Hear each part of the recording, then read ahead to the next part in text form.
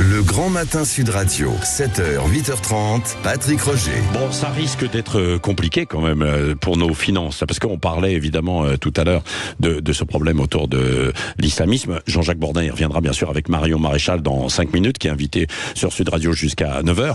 Mais il y a aussi les finances. Gabriel Attal est attendu ce soir aux 20h de TF1. On n'est pas, évidemment que Elisabeth et moi, nous ne serons jamais d'accord. Et moi, je ne pense pas que nous sommes drogués à la finance publique. Je ne pense pas du tout ça. Je pense que tout cela procède aussi d'erreurs de jugement. Je pense que tout cela procède aussi du cadeau fait aux entreprises. J'adore, il n'y a pas un brin de mea culpa. Je vous rappelle quand même qu'on nous avait vendu Emmanuel Macron et son équipe comme les génies de la finance qui allaient tout redresser.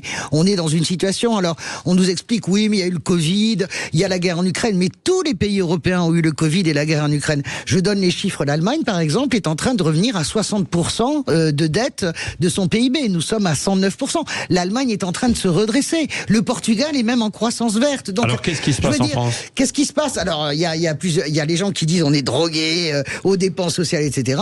Ce qui se passe en France... Drogué, voilà. Moi, je pense que ce qui se passe en France, il y a trop de cadeaux qui sont faits aux entreprises. Il y a des cadeaux qu'on ne voit pas, hein, mais des cadeaux où il y a des plafonnements de comment dirais-je, d'imposition. Il y a comment dirais-je, tout est fait pour les entreprises en réalité. Depuis Emmanuel Macron, oui mais non, oui mais non. C'est-à-dire que à partir du moment où vous avez une baisse de croissance, à partir du moment où vous avez comment dire un ralentissement de la productivité qui est lié à l'activité internationale et au fait, on en débattait. Oui, mais dans d'autres pays, vous dites qu'il n'y a pas de problème. Donc pourquoi il y en a chez nous ? Il y en a parce que peut-être que dans d'autres pays, les cadeaux fiscaux sont pas aussi importants. Excusez-moi. Excusez-moi. J'ai fini. Il n'y a pas un taux d'imposition aussi fort en Allemagne qu'en France.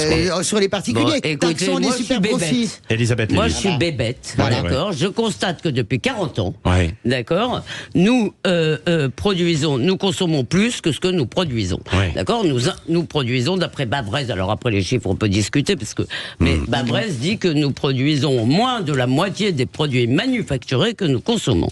Et de toute façon, on n'est pas loin en ordre de grandeur. Donc, vous pouvez monter et descendre. Nous vivons à crédit pour une seule raison, too big to fail, si vous voulez. C'est-à-dire que la France est trop importante pour qu'on la laisse tomber, pour être la Grèce. Attendez, pas jamais. Mais jamais. Laissez-moi finir. Oui, terminé. D'accord.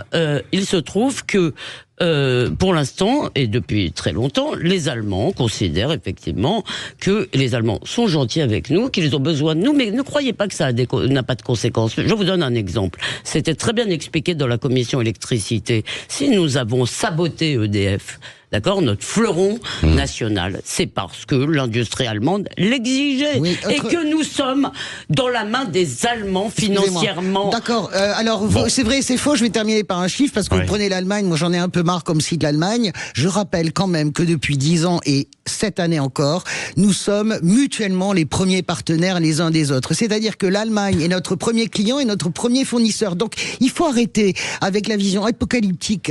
Nous danser le sirtaki, c'est pas vous, Elisabeth, toute la journée en nous expliquant que nous sommes la Grèce. Nous ne sommes pas la Grèce. Les investisseurs se battent pour racheter la dette française. Bien sûr, ça nous coûte 50 milliards par an de rembourser les prêts, mais nous avons des richesses, nous avons de la force. Il faut prendre l'argent où il est. Vous n'êtes pas pour Patrick, la taxation des super... un peu de raison. Est-ce que vous n'êtes pas pour la taxation des super profits? Moi, je crois que oui. Merci, il faut. Elisabeth Lévy, Françoise de Gois. Est-ce que vous êtes née en 74? Non, 64, 10 ans avant. En 74. En 74. En 74. Vous imaginez, c'est les gens qui sont nés en 74, c'est-à-dire qui ont 40 ans aujourd'hui. Eh ben, jamais depuis 74, la France, jamais, 50 ans, jamais depuis cette période, la France n'a réussi à équilibrer ses comptes. Les États-Unis ont une dette colossale aussi. Justement, on est comme l'Amérique. Allez, 8h31, dans un instant, Marion Maréchal, invité de Jean-Jacques Bourdin jusqu'à 9h, et vous pourrez réagir au 0826 300 300, ça sonne déjà.